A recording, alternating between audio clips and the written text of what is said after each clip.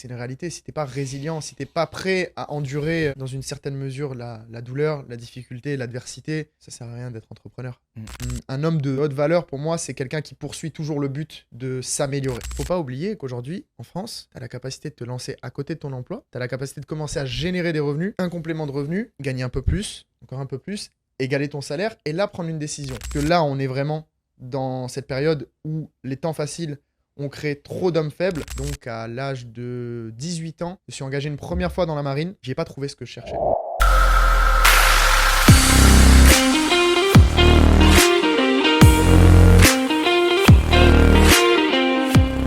Yes les amis, bonjour à tous et à toutes, j'espère que vous allez bien, bienvenue dans ce nouvel épisode de Zero to Hero. Aujourd'hui je suis en présence de Romain, ça va envoyer du lourd, encore un parcours singulier, atypique avec beaucoup d'enseignements, des erreurs, des succès.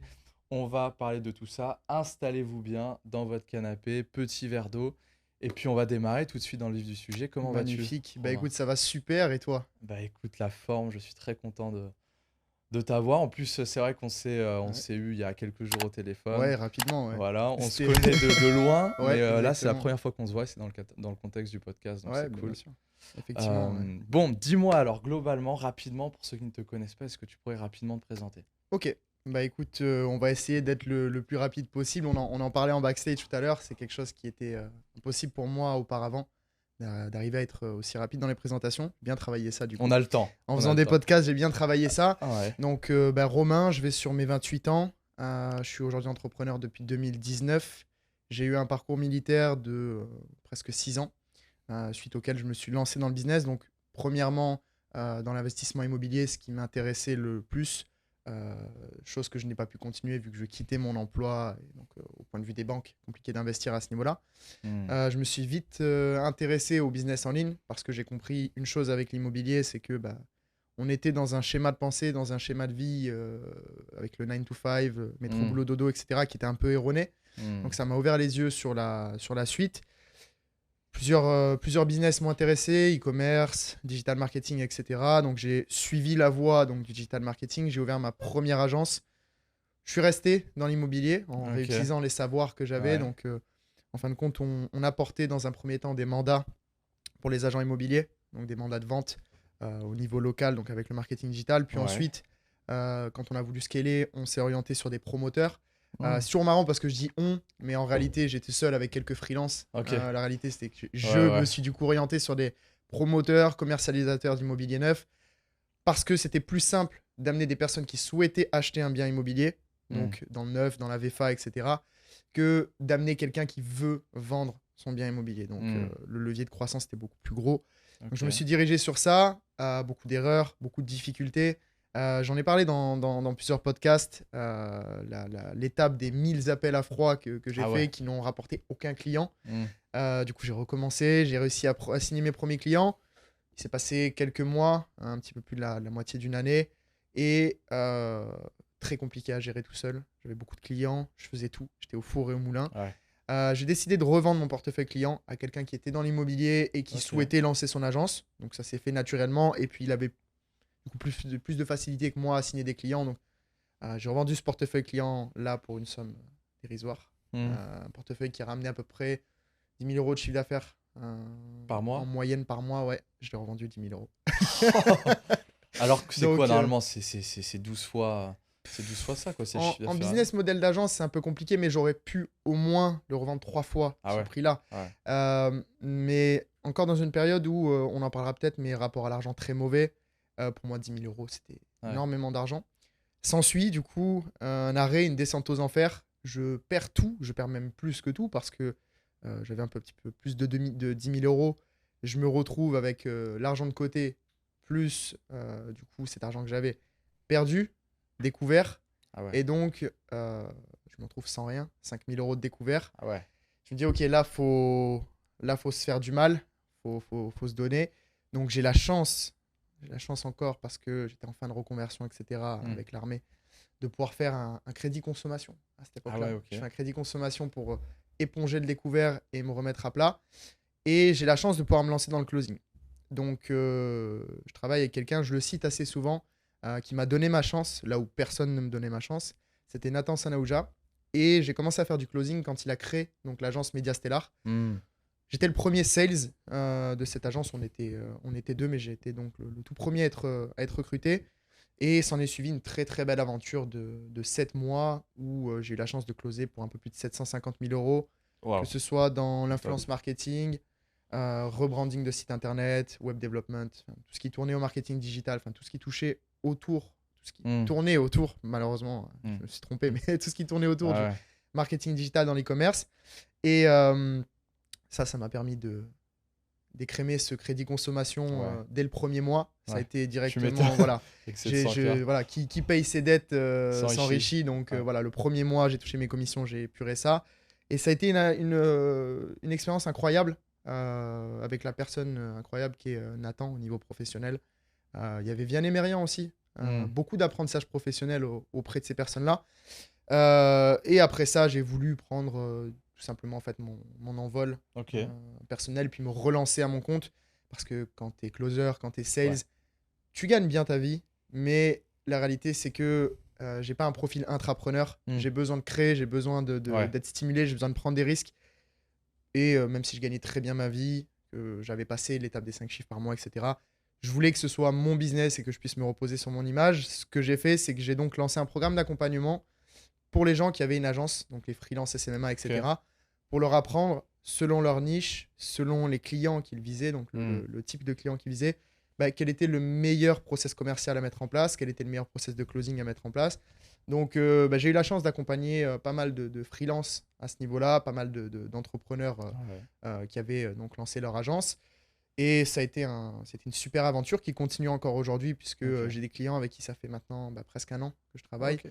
Donc j'ai un portefeuille client en fait qui se renouvelle très peu, mais je travaille beaucoup avec les mêmes personnes. Il y a un énorme lien de confiance et puis en fait ils sont toujours gagnants. Ils investissent Hmm. en moi, je leur permets de passer des étapes et au fur et à mesure ils vont chercher plus. C'est quoi ton modèle de rémunération avec les C'est gens que tu relativement simple. Je pars toujours sur un fixe, sur une durée. Donc pour la partie consulting, la partie accompagnement. bosses? Ouais. Et en fait, l'objectif c'est de passer des steps Hmm. à chaque semestre, passer un nouveau step, donc 5K, 10K, Hmm. 15K. Et après, au fur et à mesure, ce que je propose, par exemple pour certains, c'est carrément de rentrer moi-même au board de l'entreprise et de récupérer donc un pourcentage sur le chiffre d'affaires généré, Hmm. tout simplement. Ok. Donc prendre entre guillemets une participation, quoi. Ok. Donc à côté de ça, aujourd'hui, qui est une de mes activités principales, à côté de ça, qui est aussi une de mes activités principales, du coup, Mhm. j'ai le business dont on parlait tout à l'heure, qui est donc, le business de franchise digitale. En gros, on est en train d'expérimenter ça actuellement avec un super partenaire qui est Thibaut Pitolin du Custom Life Changer. Yes, Thibaut.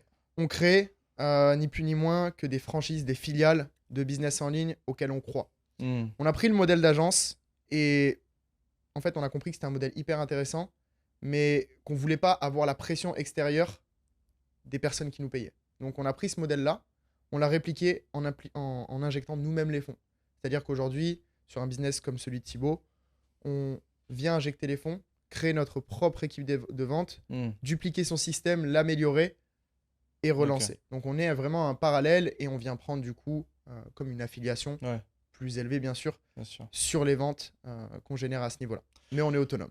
Ok, Romain. Voilà. Bon, c'est du lourd tout ça. Et tout. En combien de temps toute cette temporalité là Hmm. des choses que tu as faites là, Là, ça... on parle de fin 2019. Fin 2019 à Première formation avec Mister Emmanuel Namer 20, 21, 22. jusqu'à maintenant, ouais, C'est beau. 2023.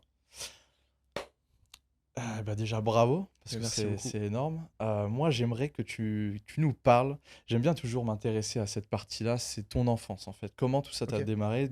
D'où te vient en fait cette volonté d'entreprendre, de créer, comme tu le dis, d'être entrepreneur? Parle-nous de ton enfance, Hmm. de comment Ok. t'as démarré. Une enfance magnifique en réalité. Je fais pas partie des plus aisés, loin de là.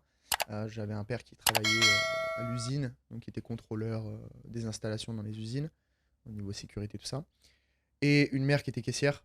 Donc voilà, en Mm. somme, pas une famille très, très aisée, mais pas non plus. Voilà, on vivait pas en HLM, etc. Mon père, du coup, franco-kabyle. Ma mère, des pays de l'Est. Donc une éducation assez stricte quand même. Rapidement, c'est au niveau scolaire que ça, comme beaucoup d'entrepreneurs, j'ai l'impression, Carrément, ouais. rapidement, c'est au niveau scolaire que ça décroche. Alors, des super notes, sauf en mathématiques, malheureusement, Ouais. mais je me rattrape On aujourd'hui. y est beaucoup. Voilà, des super notes. Par contre, un très mauvais comportement. Ah Beaucoup ouais? de problèmes de discipline, ouais, énormément de problèmes de Mmh. discipline. Ce qui est assez marrant parce que depuis tout petit, j'ai vu mon frère partir à l'armée. Et depuis l'âge de 5 ans, je savais ce que j'allais faire. Je Ah savais ouais? quelle était ma vocation. Et je savais que de toute façon, tout ce que j'allais vivre n'avait aucun intérêt parce que je savais où j'allais me retrouver. Ah Donc, ouais? c'était à OK. l'armée. J'ai vu mon frère Et d'où partir, ça t'est venu ça? de voir mon grand Le frère. modèle de ton frère, ouais? Ouais, voir mon grand frère faire OK. ça, qui était mon modèle, qui l'est toujours aujourd'hui dans une En certaine quoi il mesure. t'inspirait? C'était cet aspect de force, tu Mmh. vois. J'ai vu mon frère partir, il avait 19 ans, c'était un jeune homme, je l'ai vu revenir, Mmh. c'était un homme complet, il était parti en mission, enfin voilà, il avait vécu des choses très difficiles. Et, euh, et j'étais captivé par ce truc de l'armée, par le treillis, par Mmh. les armes, par tous ces trucs-là, ça me captivait, OK. vraiment. Et donc, je savais que de toute façon, tout ce que je faisais à l'école n'avait pas forcément d'importance. Donc, j'essayais d'avoir des bonnes notes pour être intelligent, parce que Mmh. je savais que c'était important de quand même être intelligent dans la vie et surtout d'être malin, Ouais. d'être très débrouillard. Et c'est ce qui m'a sauvé. Donc, jusqu'à présent, c'est que j'ai toujours été très débrouillard. J'ai toujours trouvé des solutions et j'ai toujours pu avancer. Mmh. Donc, voilà, une enfance très bien au niveau familial, mais une enfance très compliquée au niveau scolaire. En fait, j'arrivais pas. Mmh. J'arrivais pas, j'étais très dissipé, très insolent, très irrespectueux. C'est pas bien parce que j'ai vu ma mère pleurer à cause de Ah ouais, ça. ouais. C'est forcément compliqué. Mais si c'était à refaire, je te dis la vérité, je pense que Ouais, je ouais. referais exactement pareil. Je ferais pas Mmh. de longues études, je ferais pas de cursus universitaire, Mmh. rien de tout ça. Et puis, bah, j'ai eu la chance, à l'âge de 14 ans, de faire un stage. J'avais fait une quatrième, ils appelaient ça quatrième DPA, je crois. Mmh. Donc c'était quatrième Il y professionnel avait en la fin de 3e compte. DP6 aussi, je Voilà, crois. j'ai fait Ouais. ces deux classes-là et j'ai eu la chance de basculer très vite dans le monde professionnel. Et du coup, j'ai fait un stage, ça s'est bien passé. J'ai proposé au culot, j'ai dit, bon, ben, moi, ça m'intéresserait après le collège de venir Mmh. faire la plonge OK. si je peux gagner un petit peu d'argent. Puis comme ça permettait à mes parents de plus me donner d'argent et puis j'étais autonome. Donc j'ai commencé à l'âge de 14 ans à faire la plonge, en fait, après mes heures de collège, à faire des stages, gagner un petit peu d'argent en cuisine.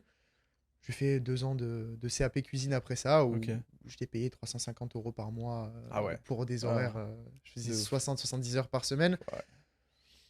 En fait, j'avais juste envie de travailler, j'avais pas envie Mmh. d'être à l'école. Donc, comme c'était de l'alternance, il y avait les passages qui étaient très durs, c'était ceux où j'étais à l'école. Ouais. Et les passages où j'étais dans le monde du travail, dans le Mmh. salariat, même si c'était long, même si c'était dur, c'était très stressant la cuisine, c'était pas difficile parce que Ouais. j'aimais travailler. Mmh, mmh. J'avais cette volonté de Ouais. travailler, ça me dérangeait pas de faire des heures, Mmh. toujours là à l'avance, toujours repartir en dernier. Mmh. Ça me gênait pas. C'était histoire de gagner un peu d'argent avant de partir à l'armée. Ouais. Et donc, à l'âge de 18 ans, je me suis engagé une première fois dans la marine. J'y ai pas trouvé ce que je cherchais, pas du tout. Beaucoup trop flex, beaucoup trop détendu Mmh. au niveau de cette armée-là. Donc j'ai quitté mon période probatoire. En fait, tu as 6 mois dans OK. lesquels tu peux quitter sans avoir à justifier Ouais. quoi que ce soit. Donc j'ai quitté pour me réengager ce coup-ci dans l'armée de terre. Pourquoi est-ce que j'ai choisi la marine au début? Je pense que c'est un très bon enseignement. C'est que j'ai voulu écouter des personnes qui n'étaient pas concernées, qui n'avaient pas la même vision que moi. Mmh. Donc j'ai écouté les parents, j'ai écouté les amis qui me disaient Mmh. oui, mais dans la marine, tu vas avoir un métier où tu auras une reconversion derrière, c'est important. Mmh. Et en fait, C'est pas le cas dans l'armée de terre? alors, tu as une reconversion derrière, mais dans la marine, tu as des métiers, comme c'est une armée de professionnels, entre guillemets, une Mmh. armée de métiers, que tu peux reconvertir directement dans le civil, tu vois. Ah d'accord. Donc, c'est vrai que c'est une réalité, hein, c'est plus dur de se reconvertir quand tu sors de l'armée de terre Mmh. que quand tu sors de la marine. OK.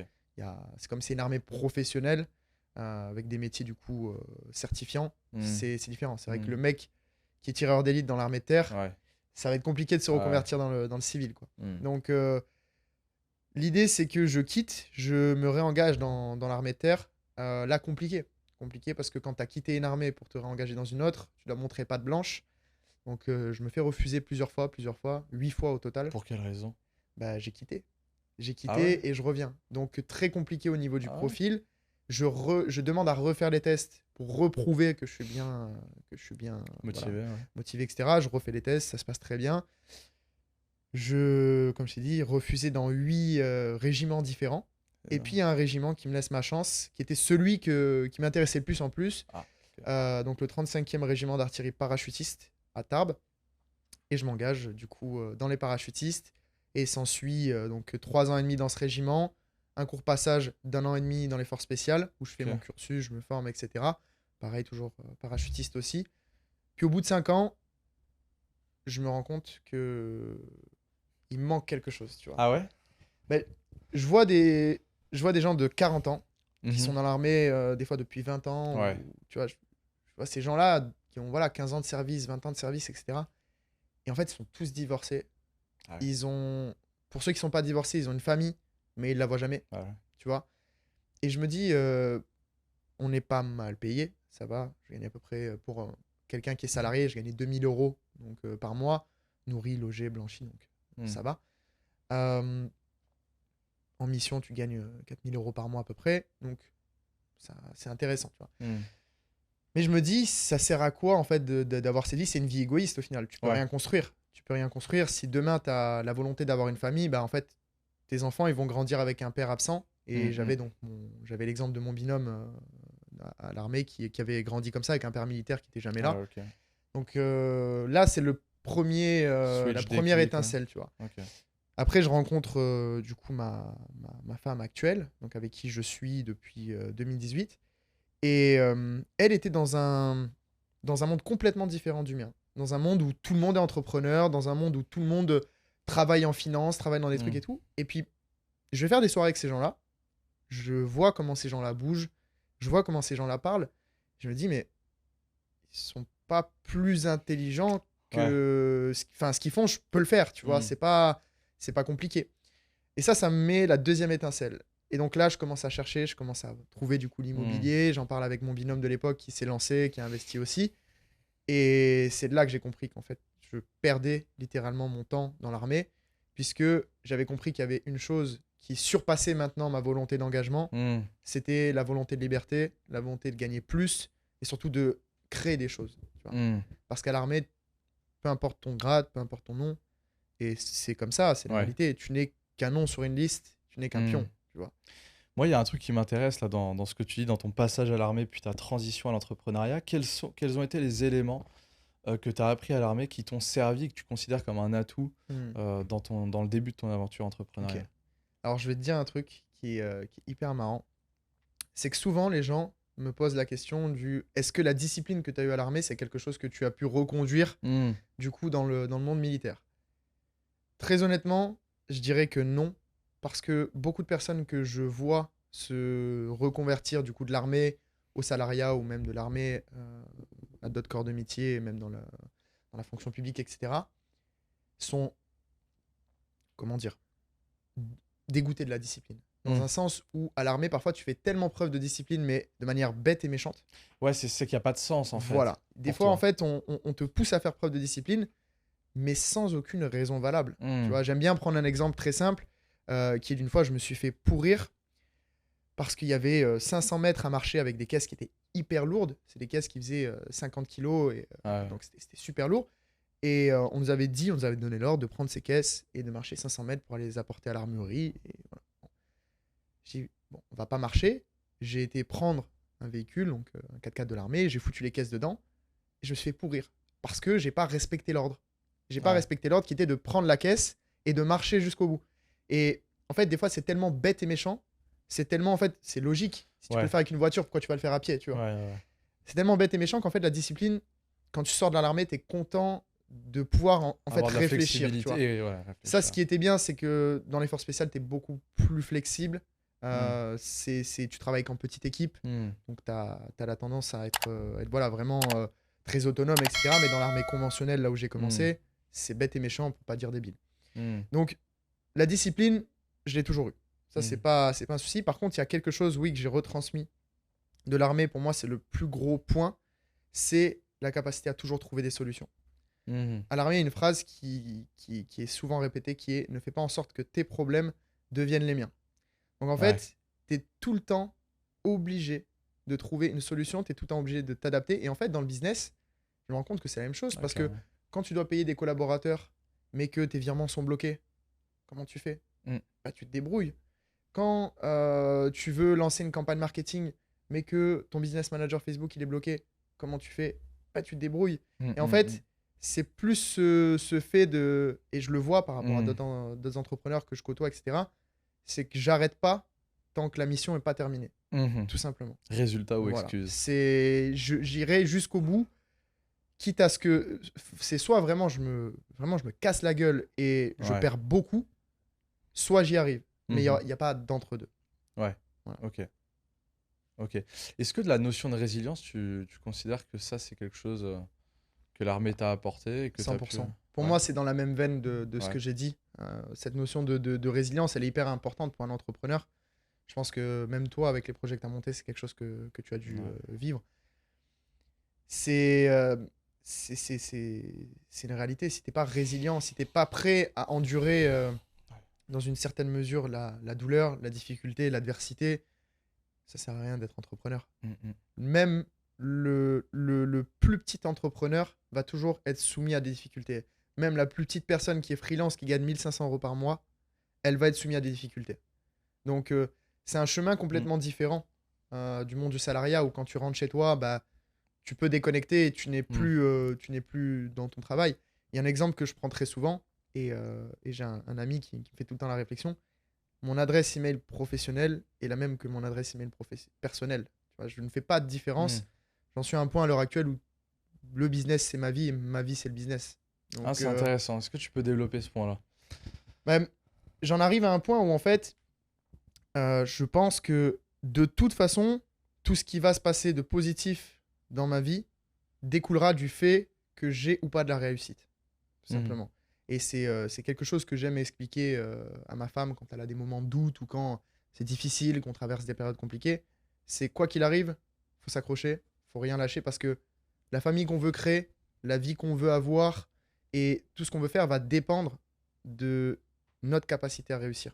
Mmh. Donc, de toute façon, on peut pas s'arrêter. Tu as parlé d'une notion, avant que quand tu découvert quand tu t'es découvert la volonté de Mm. vouloir rentrer à l'armée, tu as parlé de la notion d'un homme complet. J'aimerais qu'on Mm. revienne dessus. Qu'est-ce que ça signifie pour toi?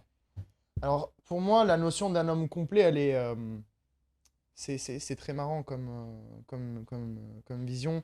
Pour moi, la notion d'un homme complet, c'est comment dire?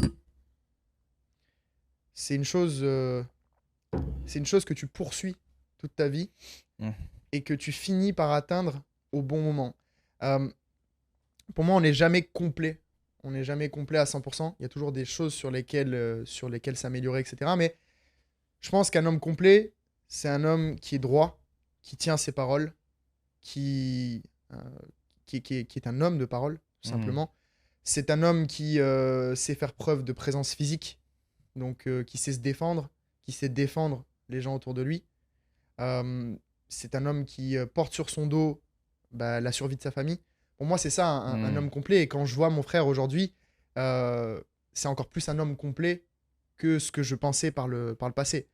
Il est grand, il est fort, il a 2 enfants, il porte sur son dos la survie de sa famille, bien sûr avec sa femme aussi, mais pour moi, c'est un homme complet et c'est un sujet de société aujourd'hui.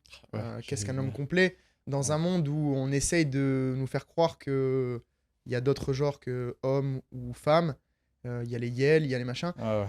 C'est un sujet auquel il faut revenir parce que tu sais cette phrase qui est qu'on connaît tous, qu'on a déjà entendu, euh, les temps euh, Les temps forts, les temps forts les temps durs, les temps durs créent des hommes forts ouais, et les temps les temps faciles, faciles créent des hommes faibles. ouais. Et c'est une boucle qui s'arrête Mmh. jamais.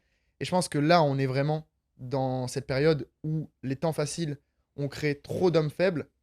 Et quelque part, la communication qu'il y a dans les médias, etc., continue à créer des hommes faibles. Mmh. Et je pense que c'est voulu aussi, tu vois. Mmh mh. Et on arrive à un point où ça devrait même pas être un choix, ça ne devrait même pas être une possibilité qu'on laisse aux gens d'être forts ou faibles. On est dans un monde aujourd'hui où si tu es faible, faut pas t'étonner de te faire manger. c'est comme ça. C'est comme ça. Et être fort, c'est aussi avoir la capacité de faire ce que tu veux, quand tu veux, de bouger. Quelqu'un qui est fort, financièrement, physiquement, etc., c'est quelqu'un qui peut bouger à tout moment. C'est quelqu'un qui, s'il n'est plus content en France, part à Dubaï. Quelqu'un qui est fort, c'est quelqu'un qui a des possibilités pour moi. Hmm. Donc, l'homme complet, j'avais fait un post sur Instagram par rapport à ça.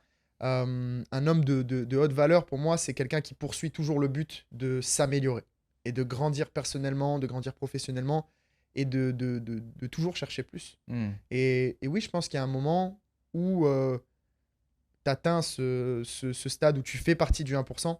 Je trouve ça toujours très marrant de voir Ouais, des gamins de 19 ans, ouais, 20 ans dire oui, je fais partie du 1% des hommes. ouais, Non, ouais. être un homme de haute valeur, ça prend des Des années, années et des années. Et c'est que des steps. Tu vas Hmm. passer certains steps à 25, puis tu vas peut-être en passer d'autres à 35. Et Hmm. je pense que c'est un cheminement personnel. Je pense que c'est la poursuite d'une excellence constante, en fin de compte. Hmm. Ok. Ouais, c'est clair que tu parlais de... Moi, c'est le coût d'effort.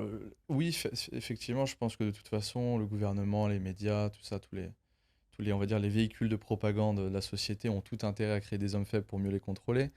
Mais je pense qu'aujourd'hui, dans une ère où l'information elle est Mm. abondante comme Internet, je considère que bah, déjà, enfin, je veux dire, c'est quand même un message qui est extrêmement présent en ce moment, mais que les gens, malgré le fait qu'ils voient ce genre de choses, Mm. n'arrivent, en fait, ne sont pas prêts à faire les efforts pour s'améliorer, se mettre au Bien sûr. sport, etc., etc. C'est un message qui est volontairement occulté. Parce Ouais, que bah, on a tous eu cette passade dans notre vie où en fait, c'est toujours plus simple de faire des choses faciles que de prendre des choix et de faire des choses difficiles, forcément. mm, mm, Il y a une vision que j'ai beaucoup appréciée sur une vision des choses que j'ai beaucoup appréciée sur ce flou qui est entretenu autour des genres, etc. Et ce contrôle qui va être pris sur la société, c'est qu'en fait, euh, une des meilleures manières de contrôler un peuple, c'est de le garder dans l'incertitude, ouais, dans ouais, bien l'incompréhension. sûr, la peur. Et en fait, la réalité, c'est que nous, aujourd'hui, notre génération, quand on dit IL, c'est à moitié dauphin, moitié femme, machin. Quand on. Voilà, je m'identifie comme je sais pas quoi, là. Nous, on comprend que c'est une connerie. On comprend que c'est débile et que ça n'a aucun sens. Mais les générations suivantes qui Mm, vont arriver d'ici 20 ans, 25 ans, et qui vont être nées dans ça, ils vont être dans l'incertitude constante. Quand ils vont voir un homme ou une femme, ce que nous, aujourd'hui, on appelle un homme ou une femme, ils vont pas savoir si c'est peut-être pas une femme qui s'identifie comme un renard, tu vois.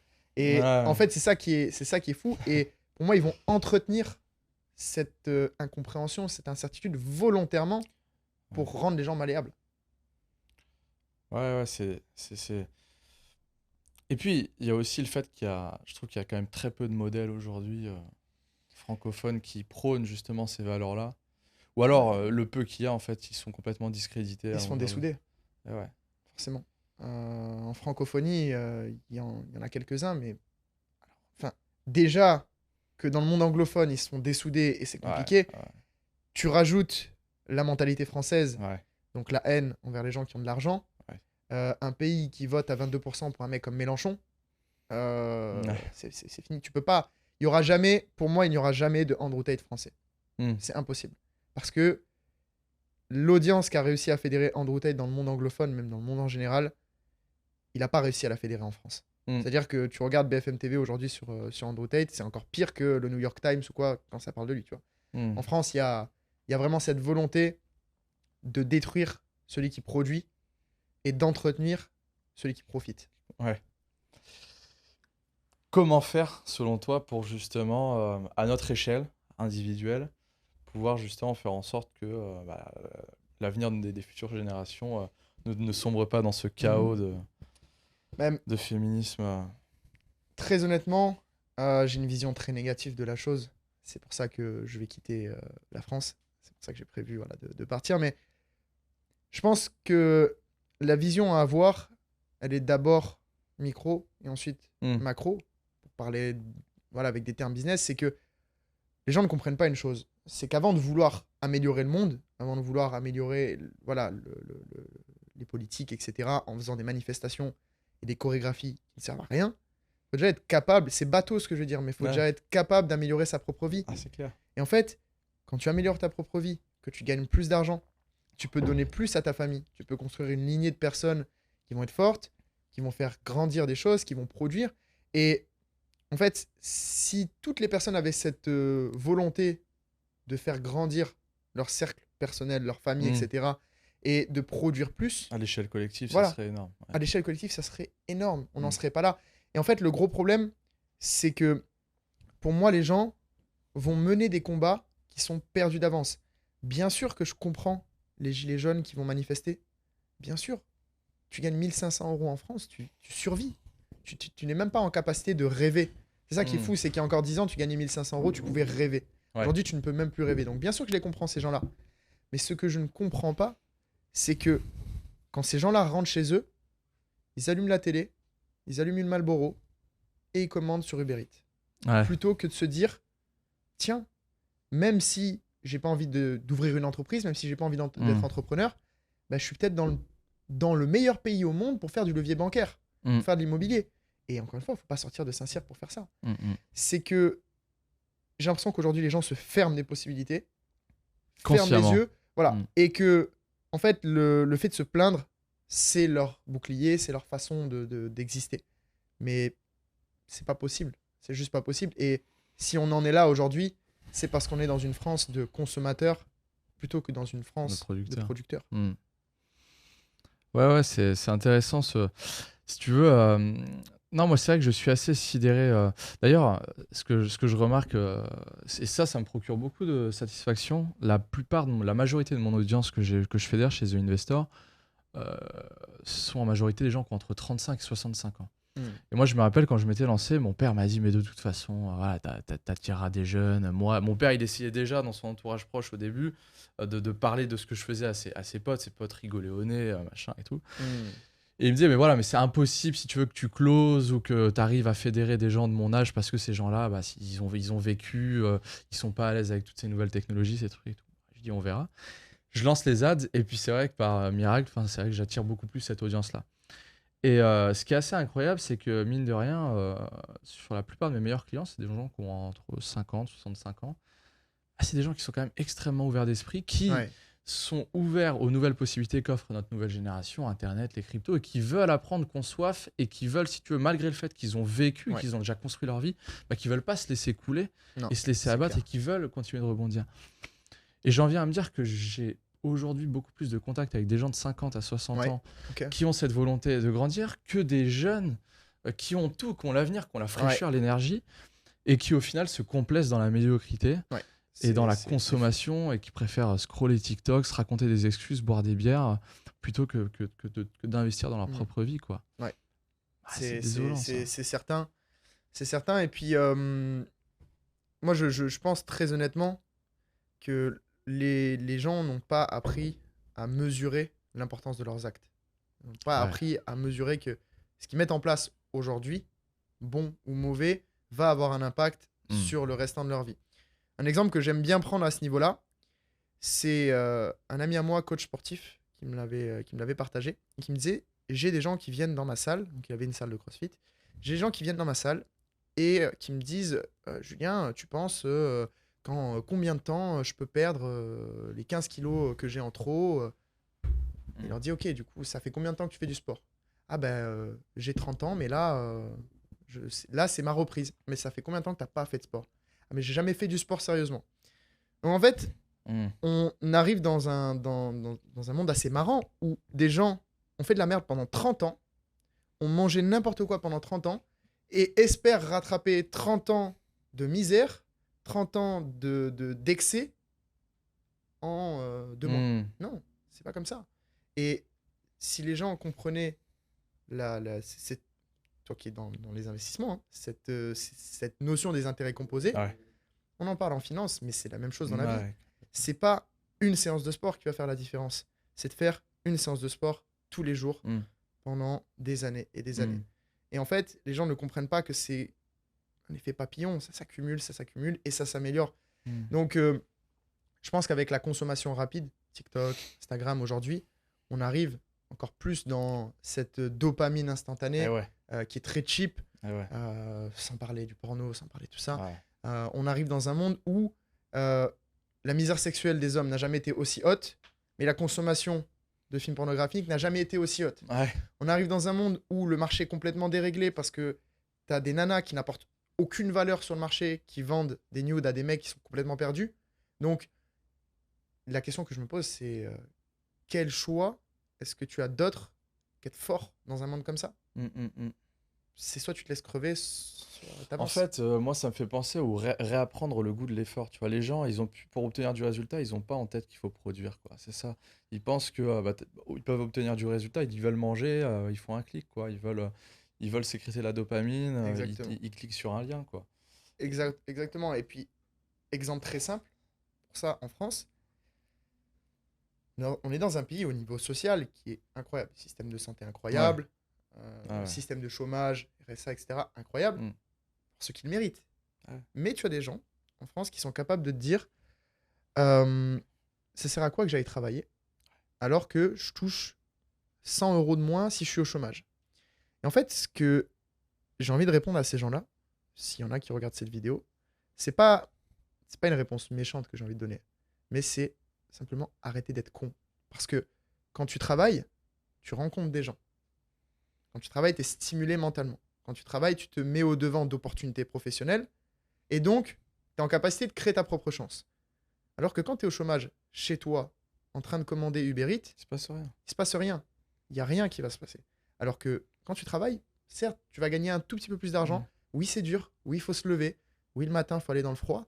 Mais si t'es pas trop bête et que tu fais le taf correctement et que tu travailles dans la bonne entreprise, c'est à toi de la choisir Mm. aussi, hein, derrière, tu as toutes les possibilités pour créer ta propre chance. Ça me fait penser aussi au fait que les gens pensent que les opportunités viennent de l'extérieur, alors qu'elles Ouais, viennent de l'intérieur, ouais, tu vois. c'est certain. Il y a jamais rien qui s'est créé depuis un canapé, tu vois. Non, c'est clair. Et après, je pense qu'effectivement, ça arrange le système de garder les gens dans cette sous perfusion, tu vois. J'appelle ça la perfusion financière. C'est très bien, une très bonne image, ouais, je pense. Juste assez pour survivre Ouais, et pas assez pour rêver. ouais, c'est ça, Complètement. c'est ça. Après, et après, tu vois, en parlant de ça justement, de le fait que bah, les gens, tu vois, ils sont chez eux. Ils sont pris par, par les réseaux sociaux où ils sont en train de se comparer en permanence à Ouais, des exemples de réussite, des gens très qui très ont dur. plus qu'eux. Et on sait très bien que les gens montrent bien ce qu'ils veulent montrer sur les réseaux sociaux et que ça reflète C'est absolument pas la malheureux. réalité. Euh, et à côté de ça, ils ont leur quotidien, tu vois. Donc il y a cet énorme delta entre ce à quoi ils se comparent et ce à quoi est leur vie. Et au lieu de créer, si tu veux, du stimuli pour produire et pour se mettre à l'action, bah ça, ça, euh, ça nourrit ce manque de confiance, ce manque d'estime, et en fait, Ouais, ça compound vers le bas, tu vois. c'est ça. Ça crée pas de cercle vertueux. Et surtout, j'ai l'impression que, du coup, étant donné que les personnes sont dans la comparaison et qui voient donc des Lamborghini à Dubaï, Ouais. qui voient des hôtels de luxe, des villas à Bali, machin, etc., les gens font toute une énorme boule de tout ça, comme si c'était quelque chose de très dur, comme si c'était quelque chose d'énorme de se lancer dans le Mm. business. Alors qu'en fait, faut pas oublier qu'aujourd'hui, en France, tu as la capacité de te lancer à côté de ton emploi, tu as la capacité de commencer à générer des revenus, un complément de revenus, gagner un peu plus, encore un peu plus, égaler ton salaire et là prendre une décision. Ouais. Et dans le business, je mets plus trop d'émotions aujourd'hui, mais je n'ai jamais été aussi heureux que le jour où je gagnais le même salaire que je gagnais à l'armée, Mm. mais en étant libre de me lever à l'heure que je veux, de manger à l'heure que je veux et de faire tout ce que je voulais. Ouais. Même si ma vie était plus dure, même si il y avait plus d'enjeux et qu'il y avait plus d'incertitudes, je n'ai jamais été aussi heureux dans le business qu'au moment où j'ai été indépendant financièrement. Ça me fait penser aussi au fait que en fait, les gens pensent qu'il y a un niveau d'entrepreneuriat. Or, Bien sûr. il y a plein de niveaux de jeu dans l'entrepreneuriat. Tu n'es pas obligé d'être Elon Musk Non, en tant bien qu'entrepreneur. sûr. Tu as plein de niveaux. Tu peux uniquement aller chercher ta liberté géographique et te contenter de ça. Et Exactement. ça, aujourd'hui, c'est vrai que, bon, nous, on est dedans, mais en étant 100% objectif et pragmatique, gagner 2, 3, 4 000 euros par mois sur Internet, c'est super simple. Aujourd'hui, ouais. C'est super simple. Tu fais de la prestation de service, c'est super facile. Et On en arrive à un point où même moi qui bannis le mot facile, oui, ouais, faut pas abuser, il y a tu une vois. certaine Ah facilité. oui. Aujourd'hui, gagner 2 000 à 3 000 euros sur Internet, il faut simplement appliquer les bonnes choses Ouais. avec les bonnes personnes. Ça n'a rien de compliqué. Ça n'a Mm. rien de compliqué. Ça demande voilà, des choses qui sont compliquées pour les gens, c'est de fournir du travail. Mm. Voilà, fournir du travail et fournir assez de concentration, assez d'engagement sur une période assez longue pour pouvoir y arriver. Mm. Mais c'est marrant ce que tu dis parce que pour moi, très honnêtement, les gens idéalisent aussi beaucoup la barre des 10 000 euros par mois. Mais ce que je dis aux gens, Ouais. c'est qu'en fait, cette barre, c'est peut-être le moment où tu vas être le plus heureux dans le business. Parce que quand tu gagnes 10 000 euros par mois, Mais 10 000 € de quoi? voilà, De bénéfices? de bénéfices. Je Ah parle oui. voilà, de bénéfices. Ok. Voilà, tu gagnes 10 000 euros de Ouais. bénéfices par mois dans ta poche, ta vie n'a plus le même sens. C'est-à-dire, Ouais, c'est clair. voilà, tu vis beaucoup mieux, t'es pas. Faut arrêter de croire que tu es aussi Ouais. nabab, t'es pas le roi du monde, mais Ouais. tu vis bien. Ouais, ouais. Tu vis bien. Mais pour moi, c'est à partir de là que commencent les problèmes. Les vrais problèmes. Les vraies difficultés de la vie d'entrepreneur, elles commencent là. Parce que là, tu commences à jouer avec des montants qui vont de 30, 40, 50 000 euros que tu investis. Tu commences à jouer avec des montants vraiment importants. Donc quand tu perds beaucoup. Mais avant, c'est 10 000 euros par mois. Il n'y a rien. Ouais, c'est clair. C'est que de l'amusement. Mm, mm. C'est les plus beaux moments. Donc, ouais, les gens idéalisent des choses énormes en oubliant qu'en fait, à leur niveau, aussi petit soit-il, ils peuvent commencer et gagner 2, 3, 4 000 euros par mois. Mm. C'est pas. Aujourd'hui, avec la prestat de service, de l'affiliation, du closing, c'est des choses que tu peux largement faire. Et aussi, accepter de déconstruire, parce que forcément, si tu as 5, 10, 15, 20 ans de salaire, de salariat, Ouais. déconstruire le schéma du C'est- salariat pour se dire, ok, bah, je vais apprendre une nouvelle compétence monétisable, euh, et puis se mettre à apprendre en fait une toute nouvelle réalité, un tout nouveau métier, ça fait peur et ça demande un effort mental que la plupart des gens ne sont pas prêts à faire. Ouais. Bah, c'est pour ça que quand j'ai commencé. En fait, quand tu commences le business, je pense que ça a dû t'arriver aussi, tu veux aider tout le monde. Ouais, Tu veux ouvrir les yeux à tout le monde, tu veux. ouais, Et en fait, c'est pas une bonne chose parce Non. que du coup, tu te heurtes à des critiques, tu te heurtes à des. T'es un menteur, machin, tu comprends rien, machin. Et ça me fait penser qu'une fois, quand j'avais commencé à m'intéresser à l'investissement immobilier, etc., j'avais voulu offrir à mes parents un exemplaire que j'avais acheté de Père riche, Père pauvre. Ah oui, Et ma femme m'a dit non, fais pas ça. Toute leur vie, ils ont été salariés. Si ils lisent ça et qu'ils comprennent en fait ce qu'ils ont raté, tu vas les rendre tristes. Tu vas les rendre plus Hmm. tristes qu'autre chose.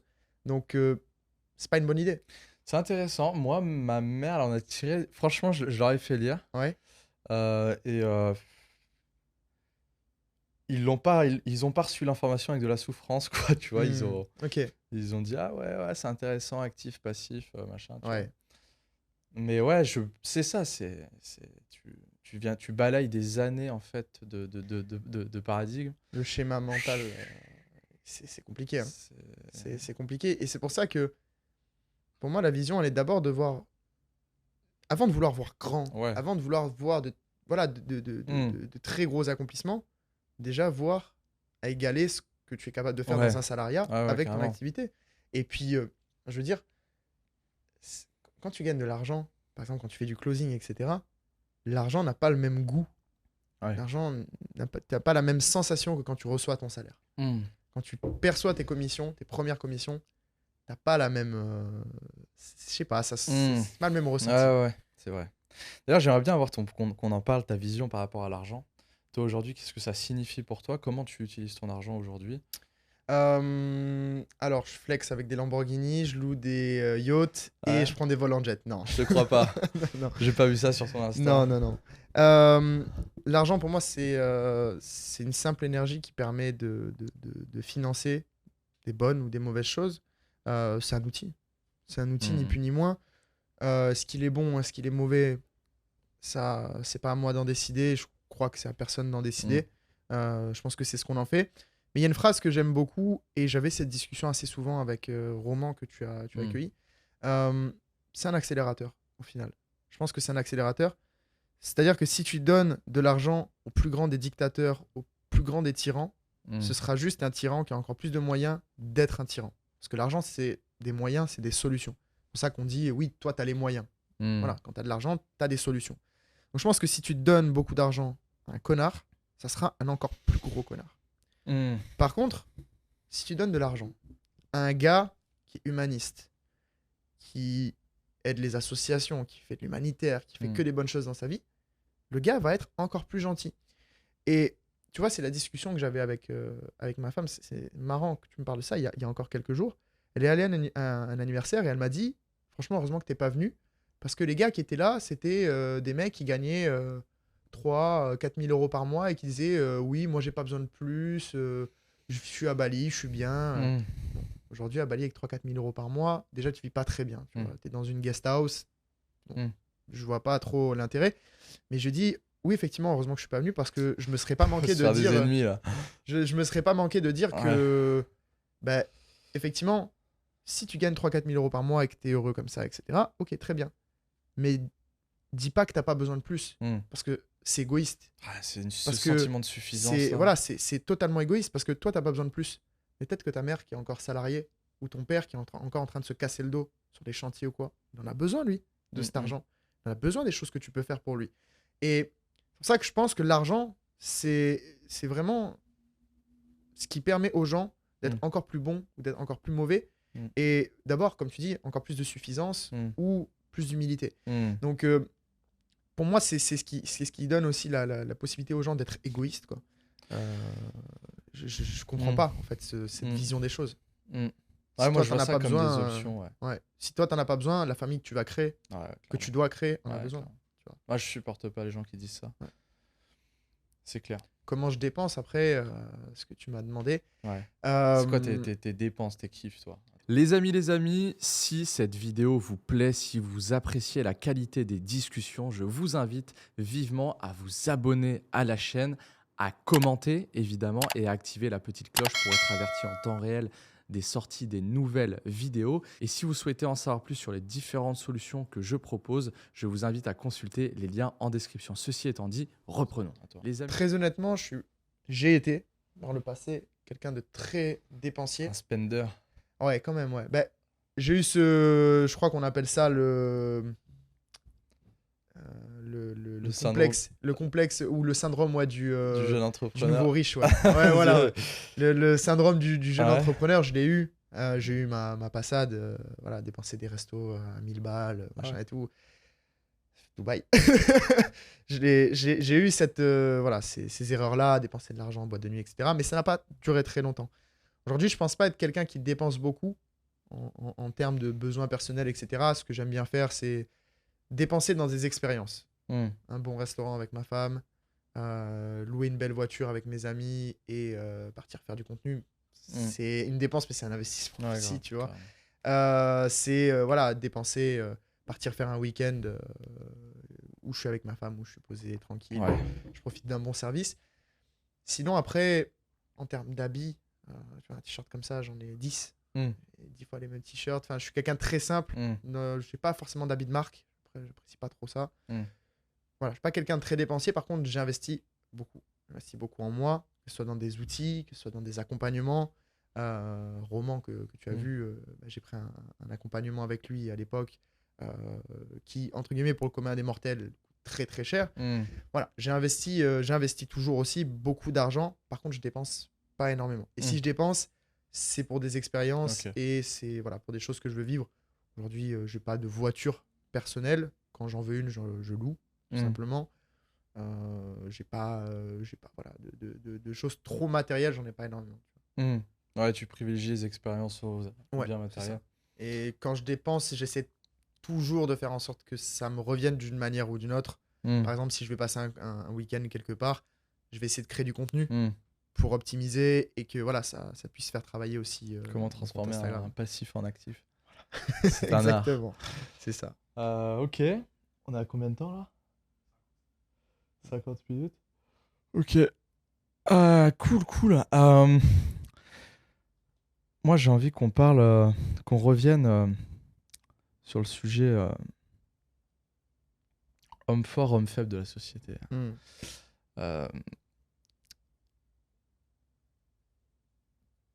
Toi, justement, alors, j'ai vu que j'étais sur Insta, mais est-ce que tu envisages justement, est-ce que tu m'as parlé de création de contenu, quels sont les contenus que tu crées toi? Hmm. Pourquoi tu les crées? Quel message tu diffuses aujourd'hui? C'est quoi ton Ok. but? Ouais. Bah, à l'heure où on parle, il y a tout qui est en production. Ah, Donc, ok. je suis content. J'ai été très long à me lancer sur la création de contenu. Bah, on en parlait tout à l'heure, tu vois. Trop Ouais. fourré au moulin, un peu compliqué. Donc, j'ai pas optimisé ça, tu vois. Et Hmm. puis, je me suis reposé. On fait tous des erreurs sur le fait que mon business aujourd'hui tourne quand même beaucoup grâce à mon réseau, Ouais. grâce aux personnes qui travaillent avec moi. Et voilà, c'est un échange de valeurs. Hmm. Je pense que dans ce que je fais niveau business, l'argent circule au Ouais. final. Euh, Ouais. donc, j'ai jamais trop eu besoin des réseaux. Et puis là, j'ai décidé de faire de la création de contenu parce que j'ai envie de faire partager, j'ai Ok. envie de partager ce message, j'ai envie de partager qui je suis et aussi ce en quoi je crois. Et ce en quoi je crois, c'est très simple. C'est que le contenu que j'ai envie de créer, il est créé autour de plusieurs choses. La discipline, le fait d'être une personne de parole Hmm. et le travail. Parce que au final, tu m'enlèves ces trois choses-là, j'existe plus.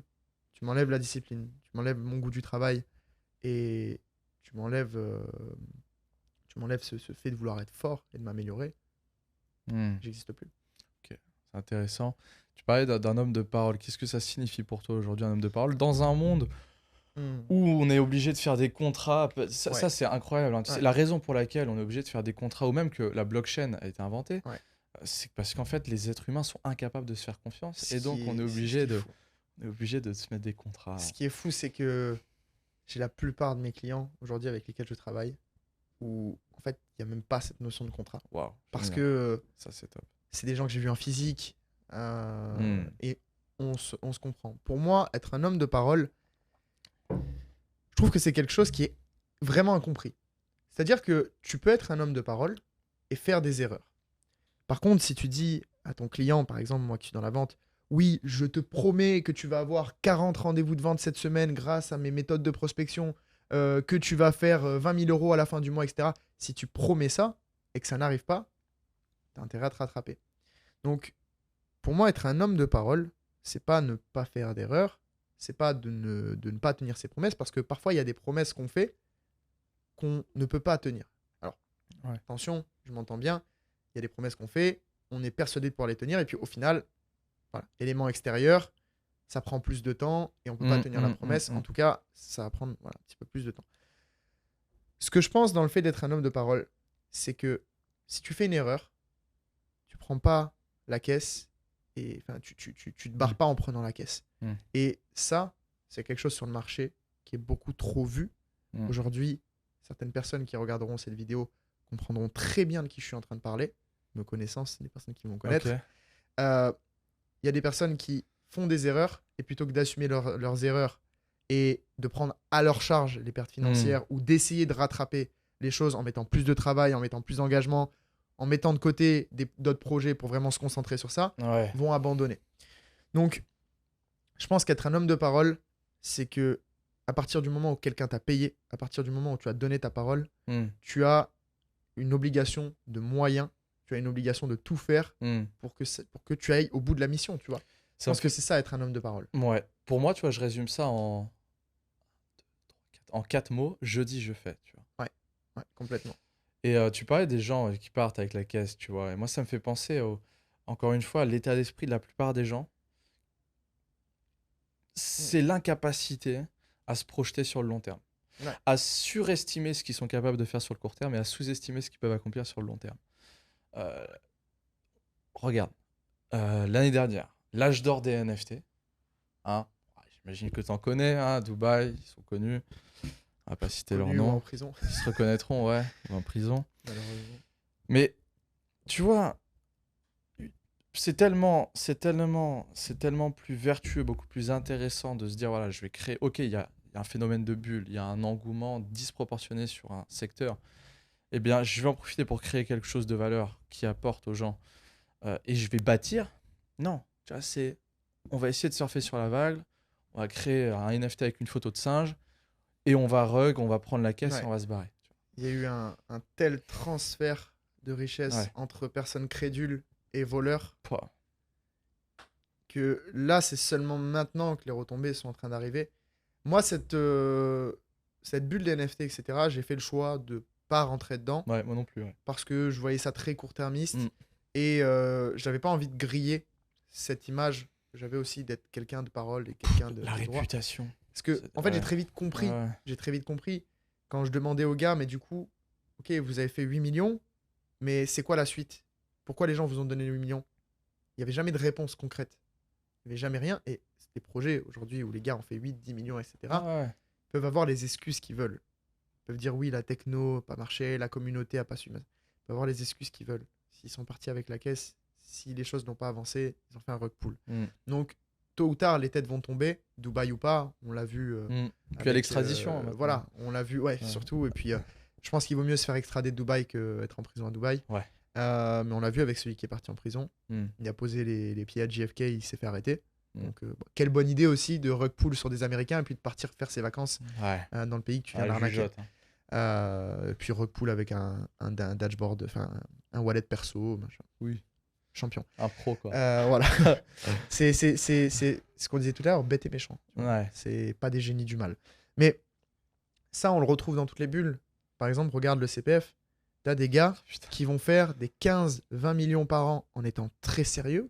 Tu prends des centres comme le Centre européen de la formation, Centre français de la formation, Sensei, etc. C'est des centres de formation super. Mm. Ils font des millions à l'année. J'ai un client, pareil aussi.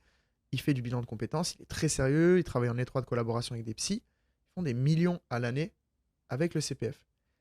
Et t'as des mecs, pour les mêmes montants, juste parce qu'il faut pas se creuser la tête à créer un produit, à faire quelque chose, les mecs, ils ont créé des faux sites internet du CPF, ils ont fait du phishing, et ils ont débité les comptes CPF des gens pour se faire des 15-20 millions, etc. Là, on parle d'arnaque en ce moment à hauteur de 30-50 millions à ce niveau-là. C'est énorme. Mais en fait, j'arrive pas à comprendre ce que tu disais, tu vois, cette propension à voir toujours court terme. Les mecs qui ont créé un produit, qui ont un centre, qui est sérieux, etc., dans 10 ans, ils seront toujours là. Ah ouais. Le mec, il va prendre ses 30 millions, peu importe où il va aller, il va avoir Interpol sur le cul. Tu vois. Parce que là, on parle de... Là, c'est du grand banditisme. Voler des millions comme ça à l'État français, c'est considéré comme un crime, quoi. Puis cette notion de risk-reward, elle est vachement mal comprise. Tu vois, c'est comme le mec à Dubaï, franchement. prends 8ème, mais pour finir 10 ans de ta vie en prison. Ouais, le mec de Dubaï, PA7, 7 millions pour faire 7 ans de prison, c'est... Enfin, pour rien au monde, même pour 100 millions, je sacrifie pas 7 ans de ma vie. La vie est tellement courte. La notion de cupidité, ça, déjà. Ouais. Puis ça vient aussi du fait, je pense, que les gens considèrent la richesse, ça j'en parlais dans le podcast précédent, d'un événement plutôt que d'un processus. Tu vois. Ouais. Les gens ne veulent pas accepter que les grandes choses prennent du temps. Ils veulent pas Ouais. accepter que bâtir un physique décent, il va falloir bosser des années. Ils refusent cette idée-là. C'est le principe du loto. C'est le principe du loto. Tu as des gens, toute leur vie, ils vont jouer au loto, ils vont essayer de gagner les millions, etc. Et puis si un jour ils gagnent ces millions-là, je crois que tu avais une étude, mais qui était aberrante aux États-Unis, qui montrait un truc genre que 80% des gens qui avaient gagné à la loterie se retrouvaient endettés après. C'est énorme. Et encore plus marrant que ça, c'est que tu as des gens qui vont dire tout le temps du mal des personnes riches, des personnes qui ont un bon niveau de vie, des personnes qui gagnent beaucoup d'argent, qui ont des entreprises, mais ils vont aller au PMU pour jouer et essayer de gagner de l'argent. C'est ça qui est fou. Tu vois, c'est l'argent ne fait pas le bonheur, mais pourquoi tu te lèves le matin alors? Tu vois. Mais il fait la misère, par contre. Il manque d'argent, c'est ça. La misère. Exactement. Ouais, d'ailleurs, le chiffre d'affaires française des jeux est énorme. Hein. Je sais plus combien c'est. C'est une vraie question, ça, d'ailleurs. Toi, qu'est-ce que t'en penses si je te dis l'argent fait pas le bonheur? Qu'est-ce que t'en penses? Moi, je te dis que je préfère pleurer dans ma Lamborghini que sur un vélo, tu vois. Non, mais clairement, je veux dire, cette question, elle est débile parce qu'en fait, ça te force à faire un choix. Comme s'il y avait un choix à faire. Mais non, il n'y a pas. Non, je pense que tu peux être heureux avec de l'argent, en bonne santé, avoir des relations épanouies, tu vois. Moi, je suis dans le et, je suis pas dans le ou, tu vois, dans tout ce que je fais. Donc, exactement. Ça contribue. Il n'y a pas que ça, d'accord. Ça fait pas. Qui a dit que ça faisait 100%, tu vois. Pourquoi? Je voyais d'ailleurs un gars. C'est un Canadien, je crois. Le gars, du coup, avait quitté la vie normale. Il avait pris toutes ses économies et il avait acheté une cabane dans les Ouais, bois, machin. Et puis, minimaliste. voilà. Et l'hiver, en fait, il était obligé de traverser un lac gelé pour aller faire ses courses et tout. Puis le gars, il a fait un an comme ça. Et il a dit je vais revenir à la vie normale. Enfin, c'est insupportable. Je vois personne, je suis seul. Il Ouais, fait moins 40 degrés. Je me les ouais, gèle. Donc, ça aussi, il y a des gens qui disent oui, je vais prendre toutes mes économies, je vais être autosuffisant, je vis dans les bois. C'est pas une vie. C'est pas mm, une vie. Enfin, en fait, tu t'auto. mm. Ouais, Tu te tues en fait en faisant t'ostracises, ça. ouais, c'est clair. Tu t'auto-pénalises en faisant ça. Mm. Alors que du coup, t'as pas d'argent, t'as très peu d'argent, t'as aucune solution et tu vis toute ta vie dans un carré de terre. Mm. Enfin, je vois pas l'intérêt. Tu Mm. Non, et puis je pense qu'aujourd'hui, le fait d'avoir de l'argent, c'est pas une option, quoi. vois. Non, C'est non. une obligation, je veux dire. Quand on voit à quel point la société est en train enfin, ont cette volonté de contrôle vis-à-vis de la population, en train de mettre en place, tu vois, les dédicaces à Tougan. Bientôt, voilà, les gens ils auront un QR code sur le front. Ouais. Tu pourras plus te déplacer à 2 km de chez toi parce que histoire de quota carbone et tout. On y vient à ces trucs-là. Donc en fait, c'est euh, c'est indéniable. On y vient. Donc en fait, si tu ne développes pas des solutions par toi-même, en Ouais. fait, tu vas devenir réellement. Mais Je veux dire, c'est un truc de fou parce que. Et ça, je comprends pas que les gens n'arrivent pas à le conscientiser. On a vécu dans un monde où on te faisait remplir. C'est Oussama Hamar qui dit ça, je Mhm. trouve ça hyper marrant. On te faisait remplir une attestation de toi à toi-même Ouais. pour dire je certifie que je peux sortir, tu vois. Moi, le Covid, je l'ai jamais vécu. Les confinements, je Mhm. les ai jamais vécus. Mhm. J'ai toujours été Dans le en déplacement. dehors de Ouais. la grille, tu vois. J'ai Ouais. toujours joué sur plusieurs tableaux. Et en fait, si t'as pas d'argent, tu fais quoi? Mhm. Tu fais quoi si t'as pas T'as d'argent? pas Tu peux pas d'option. jouer, tu peux pas Mhm. claquer des doigts, prendre un avion et te barrer où tu veux. Mhm. Et en fait, ça, c'est ce que les gens ne comprennent pas quand ils disent que l'argent fait pas le bonheur. L'argent fait pas le bonheur, mais il t'apporte des solutions. Mhm. Il t'apporte des facilités. T'as envie de prendre un avion demain, tu le fais. Mhm. Je sais pas, en fait, moi, la question que j'ai envie de poser à ces gens-là, c'est est-ce que le fait de te réveiller demain matin et de te dire, si je veux là, je prends un billet d'avion, je pars à Cancun, est-ce que c'est pas quelque chose qui te fait un peu rêver? Mhm. Mhm. Est-ce que tu as envie de rester toute ta vie à Lyon Mhm. ou à Paris est-ce que tu as envie de rester toute ta vie dans le Mhm. même endroit? Mhm. Le monde est grand, la vie est courte et longue à la fois. Mhm. Mhm. Avoir de l'argent, c'est avoir des solutions, c'est avoir des possibilités. C'est pour Mhm. ça aussi que j'ai pas voulu bâtir de business en physique. C'est aussi pour avoir cette compétence à bouger Mhm. où je veux, quand je veux. Mhm. Ce qui est fou avec Internet aujourd'hui, il n'y a plus de limites. C'est vrai. C'est vrai qu'on voit notre génération voyage beaucoup plus que celle de nos Ouais, parents. c'est fou. C'est pour ça que moi je suis sidéré. 5 Tu semaines vois, de je parlais, congé. j'ai fait le podcast avec Roman. Moi, ce qui me sidérait, c'est que c'est l'éveil que peuvent avoir les jeunes, tu vois. Ouais, Roman, En- c'est fou parce qu'il vient d'avoir 21 ans là, Ouais, aujourd'hui. Et bon anniversaire. en fait, ce qui est ouf avec cette génération, en particulier celle de Roman, c'est que toi, t'as quel âge? 25. 25. Donc, on est pratiquement dans la même génération. Et je trouve que c'est très. T'as le même âge que ma femme. C'est très disparate. C'est-à-dire que il y a des gens qui sont salariés qui gagnent un peu bien leur vie. Mm. Il y en a qui, voilà, qui viennent de sortir d'études, etc. Puis il y en a d'autres qui sont entrepreneurs qui réussissent bien. C'est très disparate. Eux, leur génération, les milléniaux, leur Mm. génération là, c'est tout ou rien. Ouais, C'est-à-dire que c'est c'est vrai. soit des espèces de débiles Mm. nourris à McDonald's et à TikTok, Mm. soit c'est des mecs comme Roman ou même comme Nathan Mm. Sanaouja. Nathan, le mec, 19 ans, il est multimillionnaire. À 19 ans, il était multimillionnaire et aujourd'hui, je crois, il a 22 ou 23. Il est plâtré, il pourrait arrêter de travailler, tu vois. Donc, c'est ça qui m'impressionne avec cette génération, Mm. de ces jeunes qui sont nés après les années 2000. C'est leur capacité soit à être mauvais, Mm. et ils le sont parfaitement, Mm. soit à être bons, Mm. et ils le sont parfaitement aussi, mais ils sont tellement rapides, ils sont Ouais. tellement vifs, ils ont une vitesse d'exécution, une acuité D'apprentissage. mentale, Ouais. c'est fou. Et moi, je pense que c'est lié au fait qu'ils ont été soumis très rapidement, très jeunes, à beaucoup de technologies. Ouais, ouais, ouais, Ça y a clairement. joué énormément. Ouais. Mais l'éveil, un mec comme Roman, il a un éveil pour sa génération. Faut bien comprendre que tu as des mecs de 21 ans qui sont en école de commerce. Ouais, c'est clair. Ils vont en boîte de nuit du jeudi au samedi soir.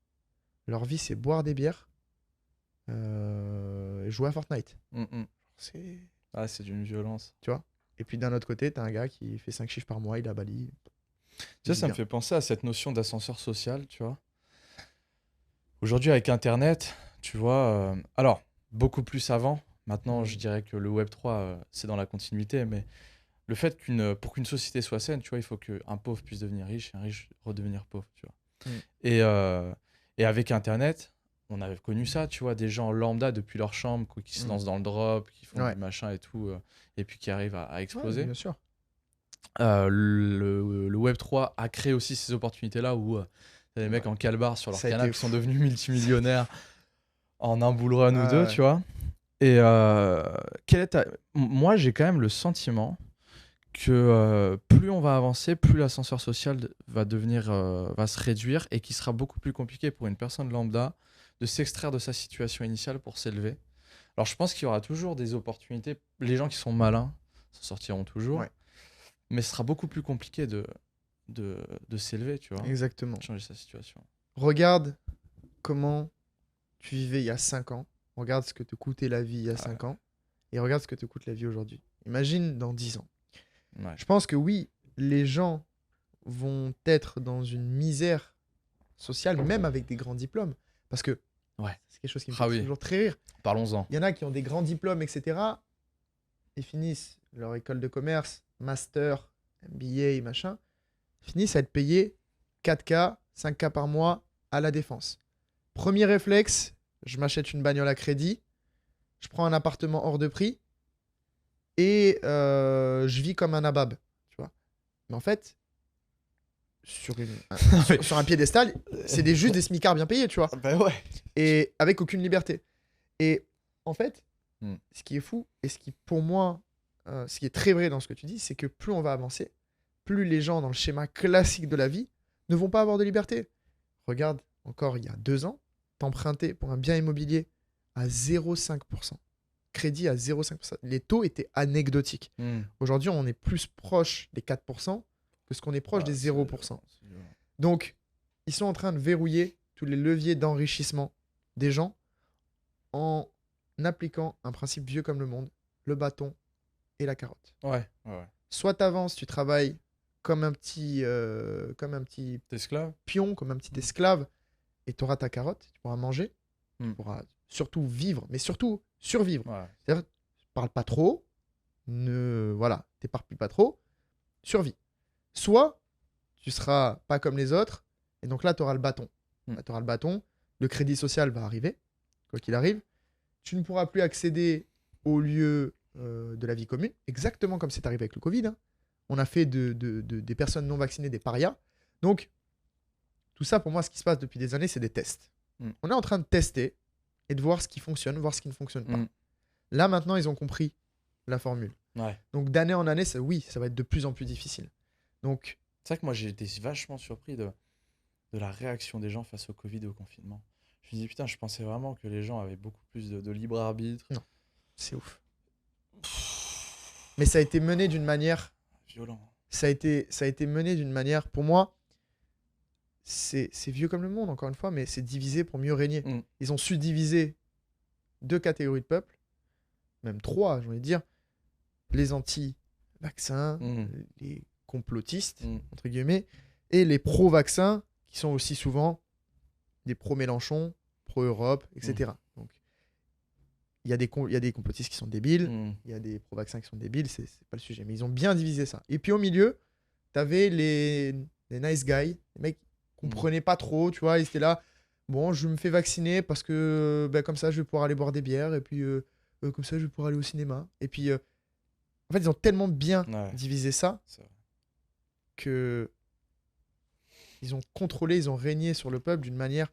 C'est une excellente leçon marketing. Ah, ça Ce qui bien. s'est passé. Et à quel point les gens aussi accordent du crédit aux médias de masse comme BFM et CNews. En fait, ça a révélé simplement, je veux dire, la merde ambiante qui dormait depuis des années. Quoi. C'est- J'aimerais qu'on revienne sur un sujet intéressant, c'est le sujet des diplômes. Ça, je pense que pour les gens qui nous regardent, faut vraiment en parler Ouais. et que les gens comprennent une bonne fois pour toutes que, en fait, les gens n'arrivent pas à considérer qu'en fait, les générations, tu vois, elles changent. Les manières dont on joue au jeu de la société, Ouais, ils changent, elles évoluent.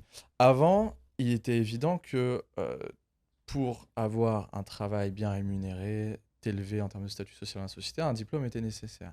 Aujourd'hui, c'est absolument plus le cas. ouais, même dans le salariat. C'est Ouais. ça que les gens comprennent pas, même dans le Mais salariat. tu vois encore des mecs qui s'endettent, qui sont même aux États-Unis, en France, Ouais, partout, et qui ont toujours cette croyance. En plus, ils exactement. écoutent leurs parents qui, eux, ont évolué Ouais, dans une génération complètement différente et qui appliquent et qui veulent faire appliquer à leurs enfants des schémas qui étaient valables il y a 30 ans, mais qui ne sont plus valables ouais, aujourd'hui. exactement. Et Fausse ça, je veux sécurité. dire, faut se rendre compte qu'aujourd'hui, Ben, moi, je pars du. Je suis très, voilà, très incisif sur le sujet. Moi, je pars du principe que, à part si tu veux faire une profession réglementée, Mm. donc 100%. médecin, Ouais, ouais. euh, tu vois, même, t'as même des professions réglementées comme agent immobilier, où tu peux être mandataire immobilier et gagner plus que certaines personnes qui ont une carte. Mais si tu veux vraiment gagner beaucoup d'argent en tant qu'agent immobilier en France, faut un diplôme d'études supérieures. Si tu veux être notaire, si tu veux être infirmier, etc., Mm. là, ok, c'est un intérêt d'avoir des Ouais, diplômes. ouais. C'est normal, il faut des médecins dans la société. Ces gens-là sont des gens qui sauvent des vies, Mm, tu vois. mm, mm. Donc, oui, si tu veux faire un métier réglementé, si tu veux faire un métier où tu as besoin d'avoir un cursus universitaire comme ça, sinon tu ne peux pas exercer, bien sûr que c'est logique. Maintenant, moi, ce que je pense qui est important, c'est de se poser les bonnes questions.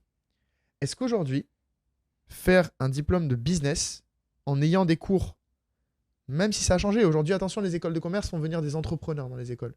Mais il faut... Alors attends, Voilà, bullshit. voilà. Moi, j'ai signé. J'avais fait un an d'année sabbatique. Et ensuite, j'ai fait une Voilà. sorte d'événement dans lequel il y avait justement des enseignants de cette école de commerce, c'était Subdeco La Rochelle, qui nous disaient, qui ont fait une conf dans cette salle et qui ont dit. Alors, la particularité de notre école, c'est qu'on a des intervenants. On a des gens qui ont fait, qui vont venir vous enseigner, partager leur expérience. Ah ouais? Eh ben, j'y suis allé. J'ai fait 6 mois. Les seuls intervenants qu'il y avait, déjà, c'était une fois tous les mois. Voilà. C'était le directeur régional de Leclerc, frérot, s'il te plaît. Et c'était des cadres, ce n'était pas des Voilà. chefs d'entreprise. Donc, la question à se poser, comme je t'ai dit, tu vois, c'est les gars, ils font des écoles de commerce. Il y a une vidéo très marrante d'Andrew Tate sur ça. Il dit, ouais, je demande à faire des études pour apprendre à comment gagner plus d'argent et comment vivre une vraie vie. On me dit, fais des études de business. Tiens, mon prof de business, il conduit une Nissan Altima. Donc, c'est l'équivalent d'une Clio en France. Et en fait, c'est ouf. Parce que tu vas faire des études dans une école de commerce. Tous mes potes entrepreneurs qui ont fait des études dans une école de commerce n'ont rien appris sur le business à part faire des SWOT, tu vois, trucs de merde que tu n'utilises pas. Donc, les mecs t'apprennent à faire des benchmarks, les mecs t'apprennent à faire des business plans. Voilà, des business plans, comment orienter un brainstorming, machin. On s'en branle, ça ne sert à rien. Et en fait, la seule chose que tu apprends, c'est comment faire la fête, comment organiser des soirées avec un BDE et comment te bourrer la gueule. Donc, la vraie question à se poser, c'est est-ce que de faire une étude, donc un cursus universitaire d'études dans le business va te servir à quelque chose? Est-ce que, au contraire, ça va pas te faire perdre des années et de l'argent? Parce que, pour moi, la réponse, elle est déjà toute vue. Maintenant, j'ai pas la science infuse. Je prétends pas tout savoir. Mais partir du principe qu'une école de commerce en France, si tu veux être bien vu quand tu arrives dans une entreprise, parce que, faut être honnête, hein, si tu fais pas schéma, si tu fais pas les secs, si tu fais pas ça, ben, tu fais une école de commerce gratuite, ton CV, il dégage, on s'en branle de ta gueule, tu vois. Donc, ce qui est regardé, c'est le top 5. Donc, une école du top 5, c'est minimum 30 000 balles l'année. Donc, est-ce que quand tu vas payer tes 30 000 balles, c'est pas 30 000 balles que tu aurais pu générer en montant un business?